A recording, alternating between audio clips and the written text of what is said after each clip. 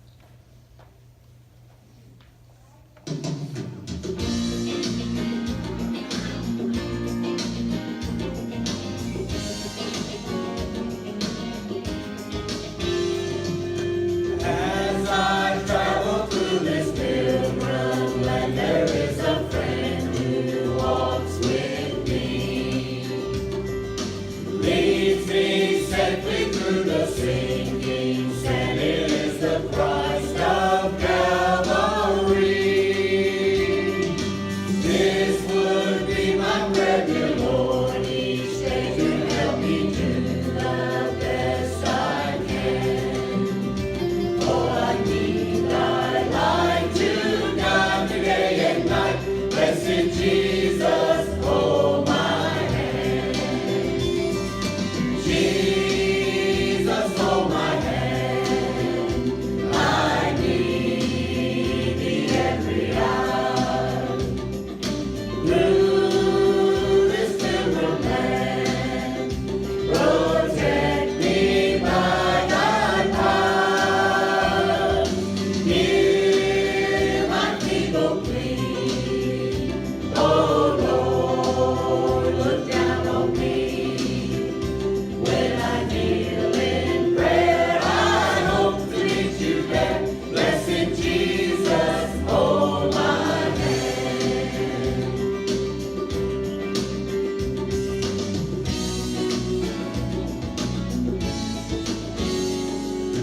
Let me travel in the light divine, that I may see the blessed way. Keep me that I may be holy, thine, and sing redemption songs someday. I will be a soldier brave and true, and ever firmly take a stand.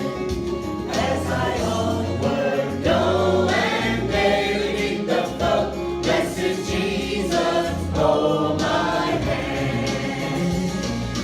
Jesus, hold my hand. I need thee every hour.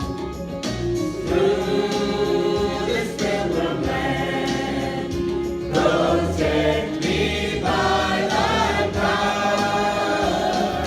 Hear my feeble plea. Oh Lord, look down on me. When I kneel in prayer, I hope to meet you there. Blessed Jesus, hold my hand. When I kneel in prayer, I hope to meet you there. Blessed Jesus, hold my hand.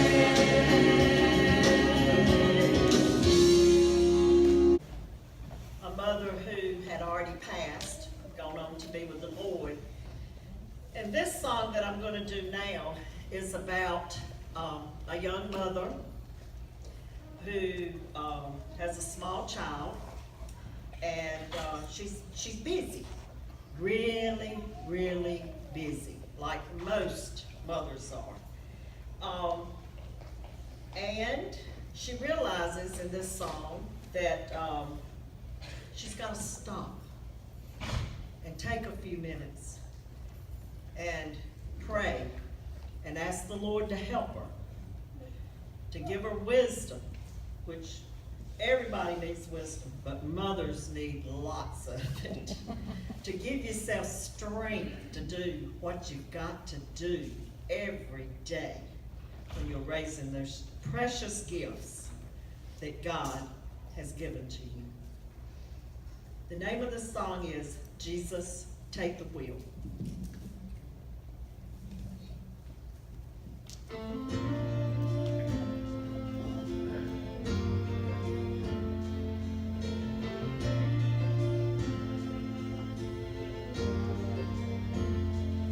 She was driving last Friday on her way to Cincinnati on a snow-white Christmas Eve, going home to see her mama and her daddy with a baby in the back seat. 50 miles to go, she was running low, faith and gasoline. It's been a long, hard year. She had a lot on her mind and she didn't pay attention. She was going way too fast. Before she knew it, she was spinning on a thin black sheet of glass. She saw both their lives flash before her eyes. Didn't even have time to cry, she was so scared. She threw her hands in the air. Jesus, take the wheel, take it from my hands, 'cause I can't do this on my own. I'm letting go, so give me one more chance to save me from this road I'm on. Jesus, take the wheel.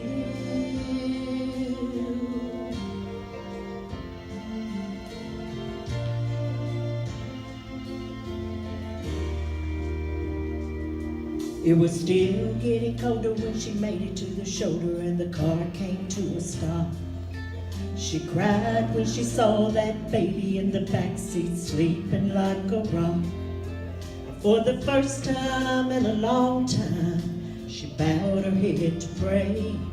She said, I'm sorry for the way I've been living my life. I know I got to change. So from now on tonight, Jesus, take the wheel, take it from my hands, 'cause I can't do this on my own. I'm letting go, so give me one more chance to save me from this road I'm on. Jesus, take the wheel.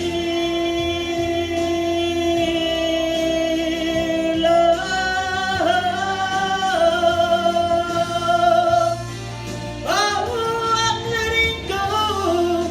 So give me one more chance. Save me from this road I'm on. From this road I'm on. Jesus, take the wheel. Oh, take it from me. Oh.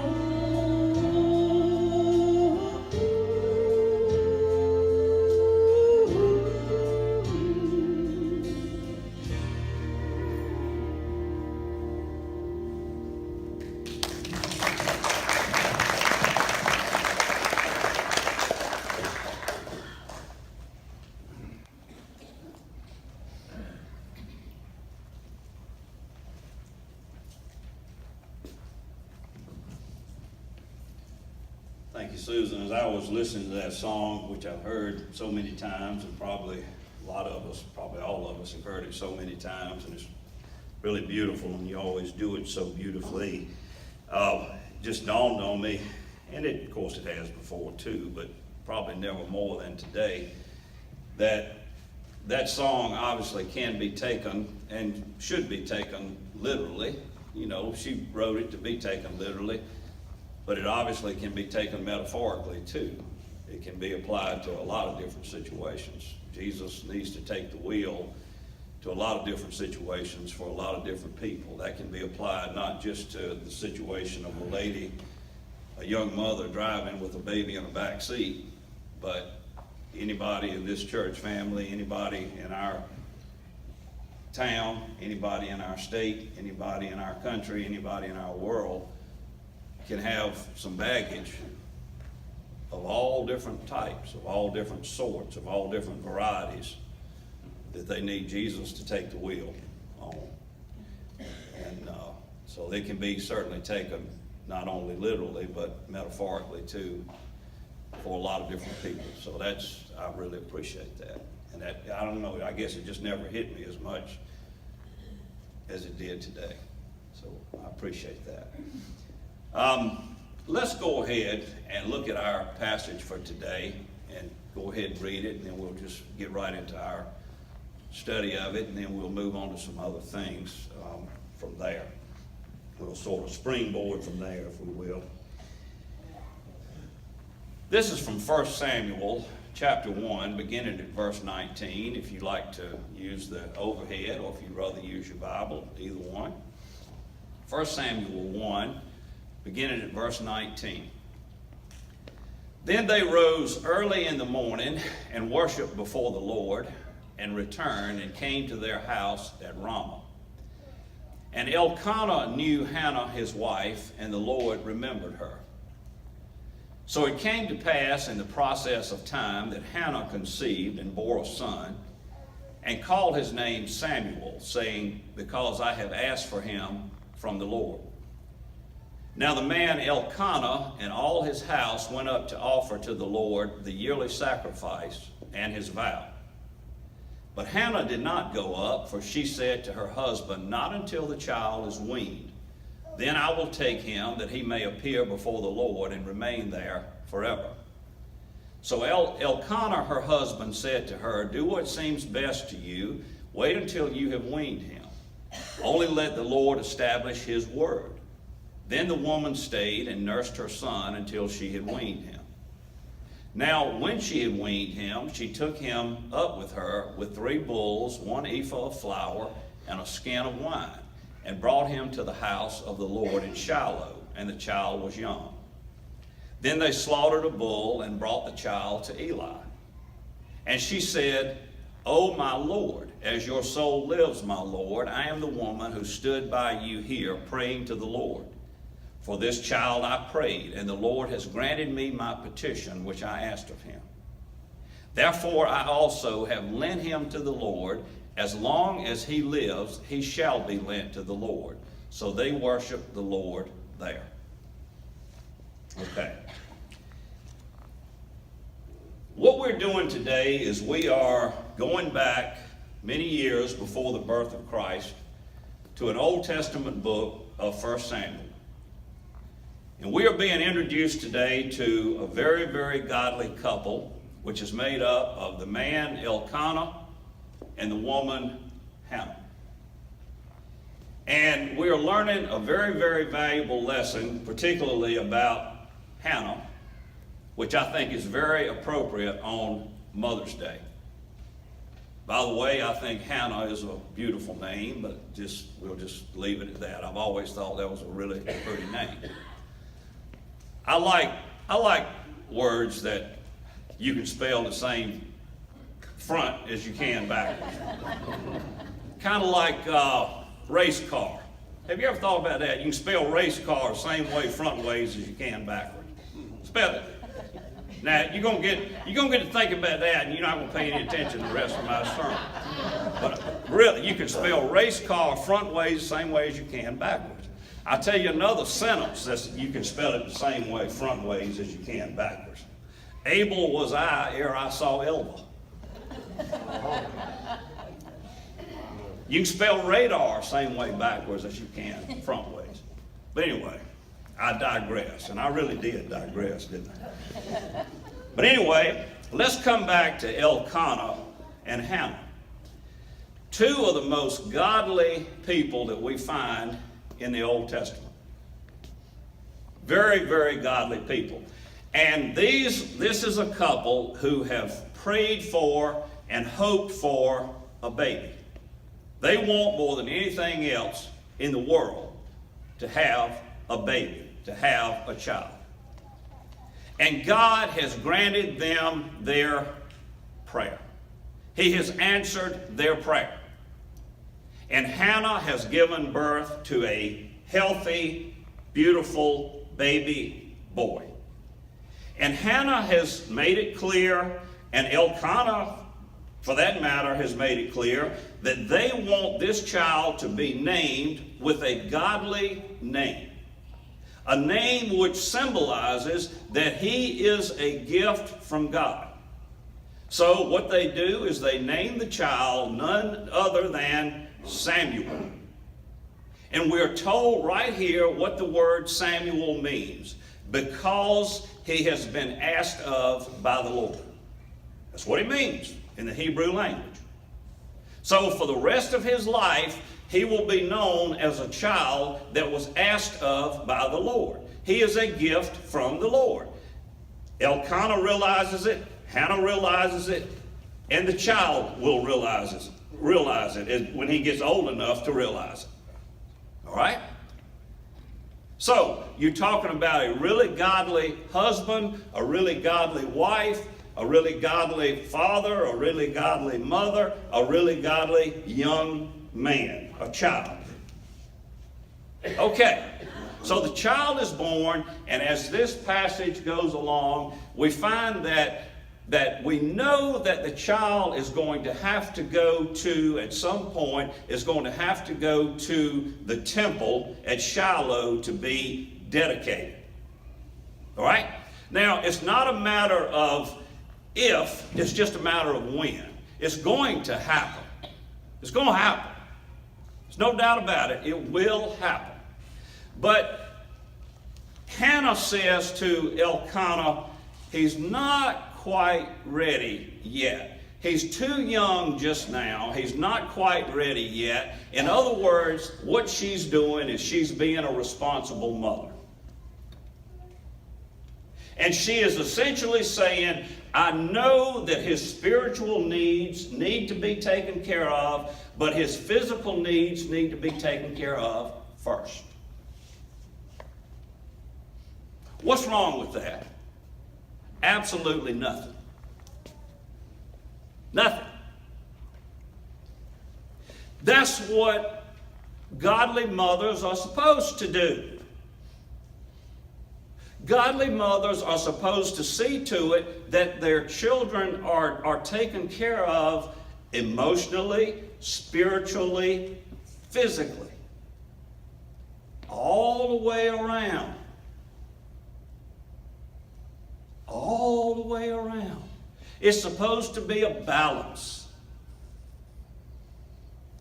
And she knows, Hannah knows that this son of hers, this gift of hers from God will be dedicated at the temple in Shiloh, but only when he's old enough and strong enough for it to happen.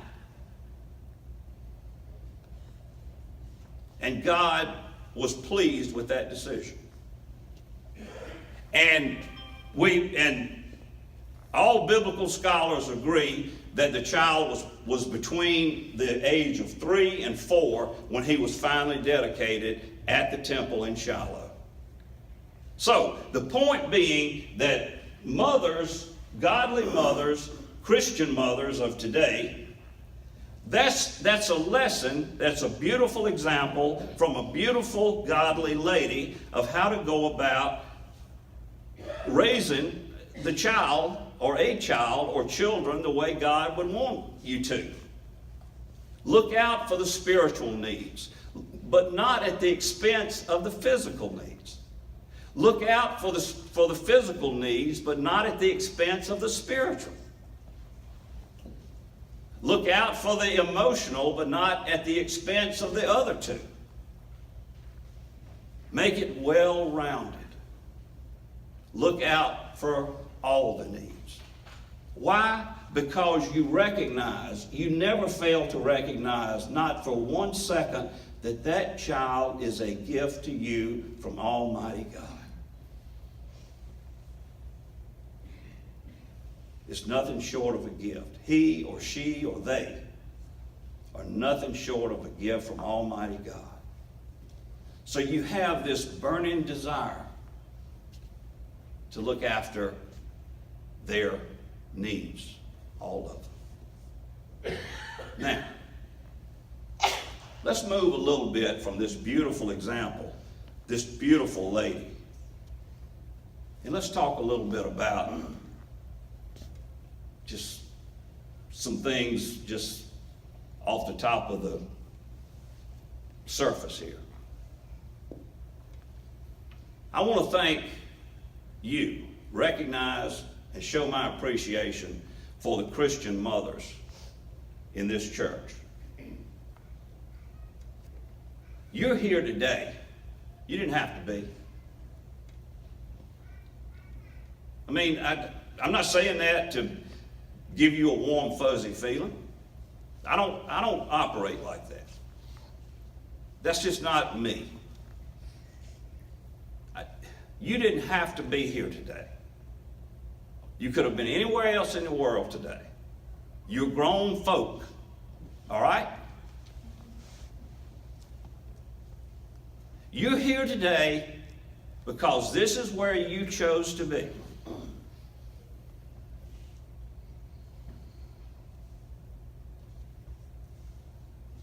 That says a lot about you, and about your heart, and about your priorities.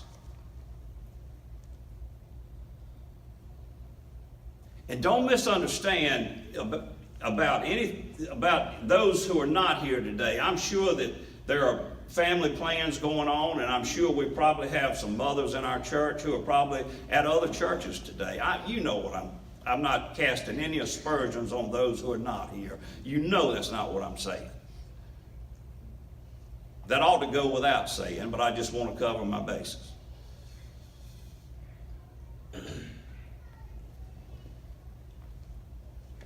My point is, we have got some good, solid, Christian, godly mothers in this church family. And you're to be appreciated. You're to be honored. You're to be honored all the time. Every day for you ought to be Mother's Day.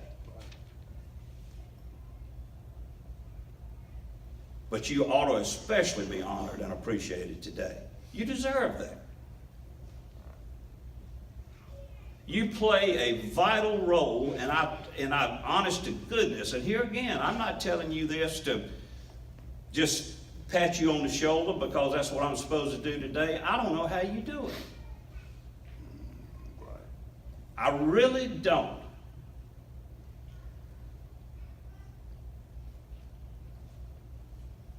I mean, I do the best I can do, not in my role as a daddy, but as a D-Doll.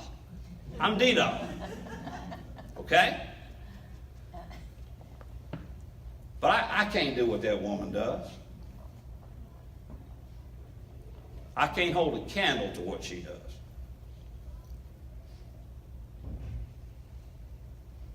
And I realize that. I know that. I don't know how you do it.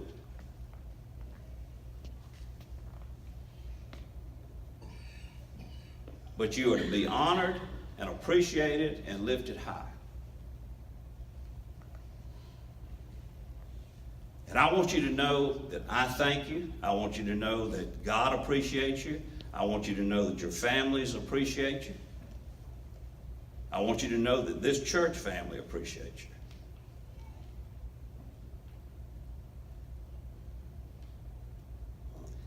And I wish I had a better way to put it, more creative way to put it than the old-fashioned way, but just the only way I know to say it is just keep up the good work. I mean, keep doing what you're doing because you're doing an incredible job.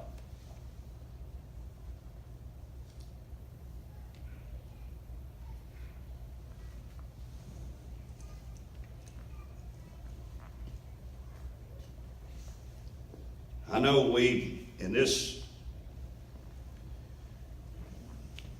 technology world and Google world and all like that, and computers and phones and all like that we live in today, we don't do much dictionary and encyclopedia and all like that much anymore, but back in the old days,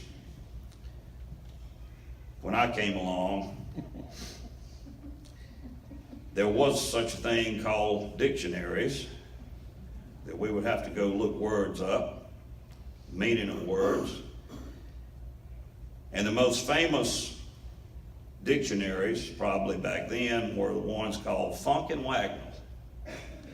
They were co-authored by two men whose last names were Funk and Wagnall. And according to Wilfred Funk, the co-author of these dictionaries, he came up with a list, a top 10 list one time, of the 10 most impressive words in the English language. And I found this very interesting. He said, in his opinion, and here's somebody who knows a little something about the English language. He co-authored a dictionary. In his opinion, he said the most bitter word is alone. The most tragic word is death. The most beautiful word is love. The most cruel word is revenge. The most peaceful word is tranquil. The saddest word is forgotten. The warmest word is friendship. The coldest word is no. The most comforting word is faith. The most reverent word is mother.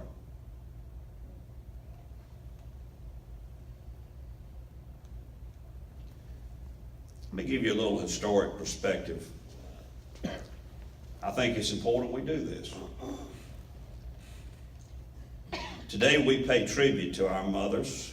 In the United States, the idea of Mother's Day was first suggested in 1872 by Julia Ward Howe, who wrote the words to the Battle Hymn of the Republic, as a day dedicated to peace. Ms. Howe would hold organized Mother's Day meetings in Boston, Massachusetts every year. In 1907, Anna Jarvis from Philadelphia began a campaign to establish a National Mother's Day.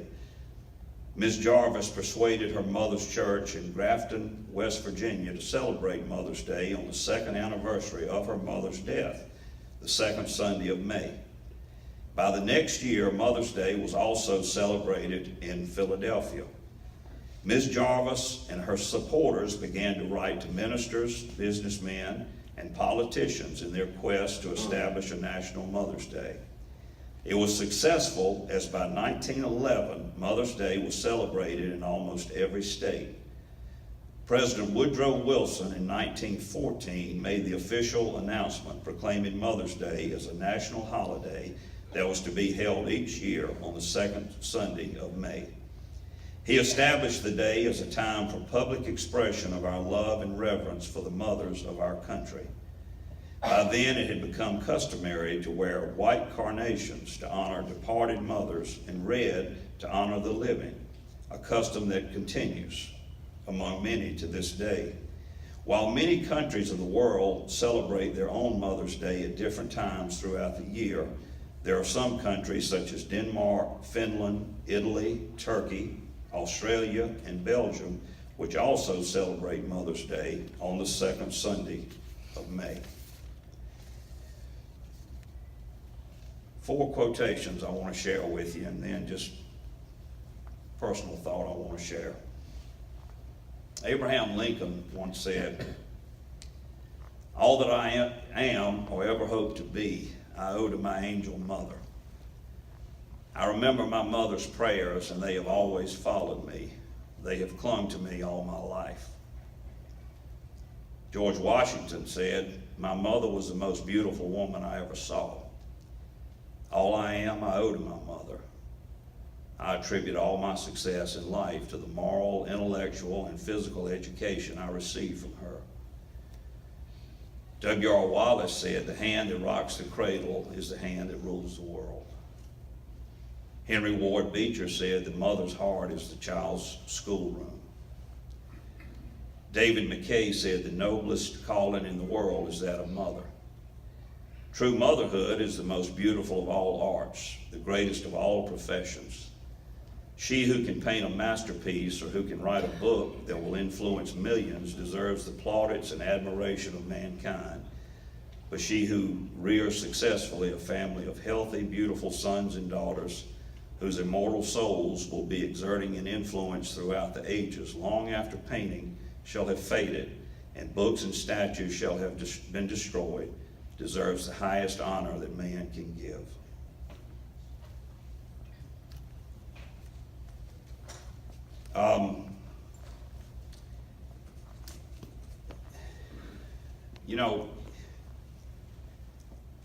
I think that Eazy-E hit on something a while ago when he talked about, really appreciating those who are with you, your loved ones. And of course, it really applies to your mother. If she's with you, if she's still with you, if you're able to let her know of your love for her. But you know what? I'm one who tells you all the time. I'm one who tells you this all the time, and I believe it, and I'm going to go to my grave believing it. And if you don't remember anything that this old dummy has told you, just believe this. Take this with you from me. Memory is one of the greatest gifts that our Lord has given us. It just is. And if your mother is still with you, just love her and let her know you love her. And if she's not still with you in body, thank God you still got your memories.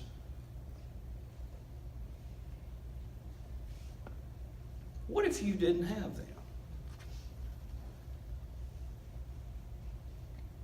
I mean, anytime, I mean, we have cruel diseases that come along and steal people sometimes of memories. I get that. I know that. This is not a perfect world. I get all of that. And that's a sad thing when that happens. And I can't do anything about that. And I don't know what to say about that. I can't say anything about that. But I'm just saying, if you're blessed enough to still have your memories, you can pull them up anytime. You can pull them up anytime. They're better than computers. I can pull up a time, for example, Amy, I think I've told you about this. You might remember it.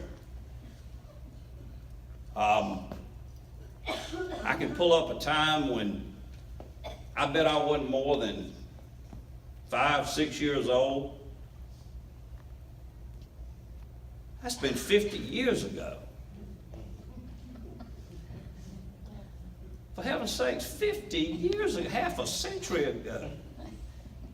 And I can pull it up right now and tell y'all about Mama's side of the family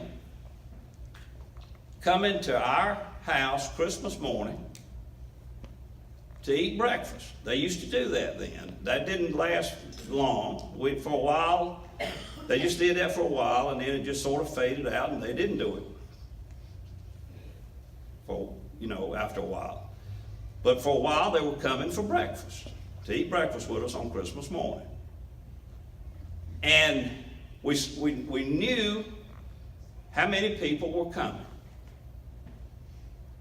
And Mama would always have just a little gift for them. Wouldn't be anything real fancy, but just a little gift for all of them. She knew how many were coming, and she'd have just a little gift for them. And one particular Christmas, Ricky, her youngest brother, who is my uncle, who ain't but about 4 years older than me, which I always found odd to have an uncle 4 years older than me, surprised us all by bringing a girlfriend that none of us thought was coming. We didn't know she was coming. Well, that was all right. We had plenty of food for her, but Mama didn't have a present for her. Well, my little 5, 6-year-old self, I wondered how in the world she was going to handle this. And I just sort of watched. I didn't ask any questions, but I had a lot of curiosity. And I watched her go back to her bedroom, back in the back right side of the house, and get a little present, just a small little present, that somebody else had given her. And take the label off that had her name on it, and write Faye's name on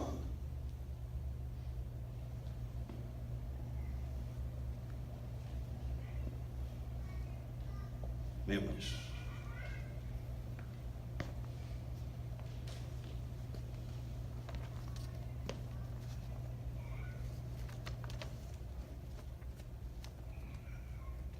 Memories of Mama.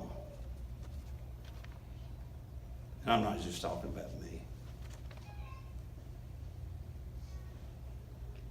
Do you get my point? I'm just using that as an example.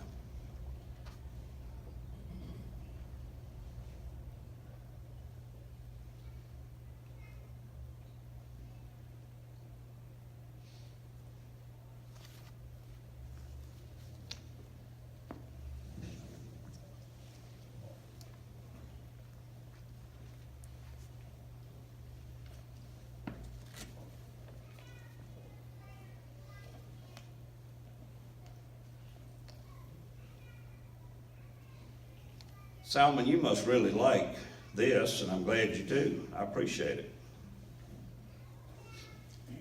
Because you've posted it on Facebook a time or two, and I feel free to anytime you want to. As many times as you want to. This is called the 23rd Psalm for Mom. My mom is my shepherd, I shall not want. She makes me lie down under cool, downy comforts. She watches me play beside still waters. She restores my soul. She leads me in paths of respect, responsibility, and goodness, for I am her namesake. Yea, even though I walk past monsters in the dark, I will not be scared, because my mom is always near me. Her hands and her voice, they comfort me. Mama sets the table and cheerfully calls me to dinner, even in front of big, mean bullies. She anoints my skinned knees and broken heart with kisses. She smiles and throws me a towel when my cup runneth over. Surely God's peace, power, and mercy shall uphold me all the days of my life, for my mother taught me to dwell in the house of God forever.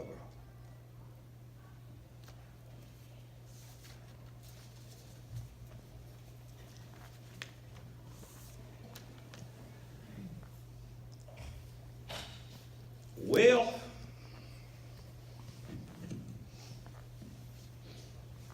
that's about all I got, except we're going to present a little gift to our mothers today to show our appreciation to you.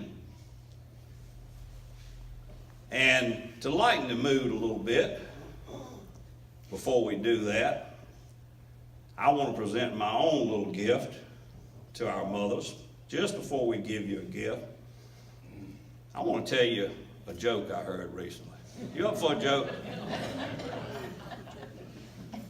And I want you to laugh whether you think it's funny or not.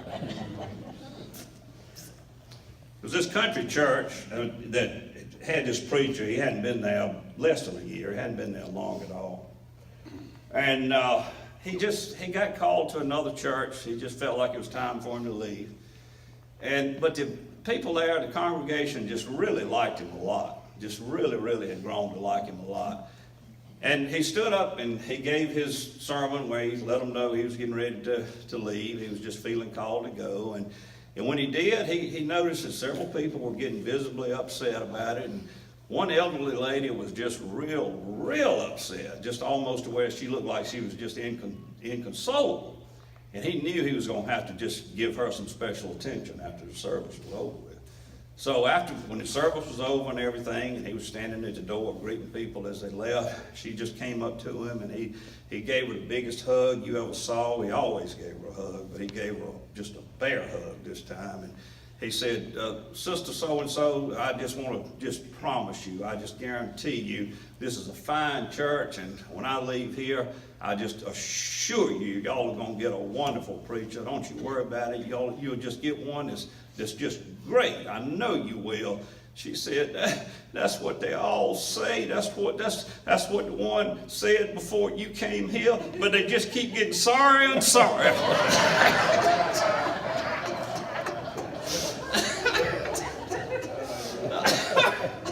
All right. Earl, would you come on up here, please, sir? All right. I tell you what, why don't we have some soft music played, and we're going to have Brother Earl stand up here. And as he stands up here, we're just going to have, in no particular order, no row by row or nothing like that, but just as you see fit, just in all the mothers, just come on up here as this music is being played, and just grab you one of these nice little presents that we got for you. All right.